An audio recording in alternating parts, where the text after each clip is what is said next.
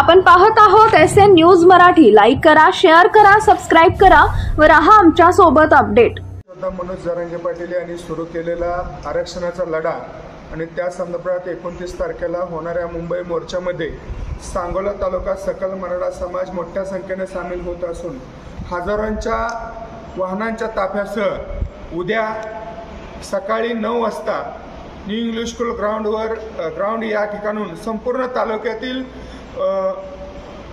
आंदोलनकर्ते new English school ग्राउंडवरती जमा होणार आहेत आणि त्या ठिकाणावरून सर्व महापुरुषांना पुष्पहार अर्पण करत महूद मार्गे महूद, वेळापूर, माळशिरस, नातेपुते, फलटण मार्गे सातारा हायवे आणि त्या ठिकाणाहून पुढे ज्या ठिकाणी जरांगे पाटलांचा ताफा पोहोचतोय तिथे सांगोला तालुक्यातील सर्व मराठा बांधव पोहोचणार आहेत। तरी सांगोला तालुक्यातील सर्व आंदोलनकर्त्यांना विनंती आहे, महूद असेल, वाकीशिवना असेल, शिरबावे असेल, संगेवाडीचं सर्वांनी सकाळी 9 वाजेपर्यंत सांगोला न्यू इंग्लिश स्कूल या ठिकाणी उपस्थित राहायचं आहे आणि आपण एका ताकदीनं सांगोला मराठा समाजाच्या वतीनं हा मोर्चा मुंबईकडे रवाना होणार आहे आणि जरांगे पाटलांना सक्षम असा पाठिंबा देण्यासाठी आपण जाणार आहोत। या आंदोलनामध्ये स्वखर्चाने मराठा बांधव सामील होत असून झेंडे असतील, मफलर असतील,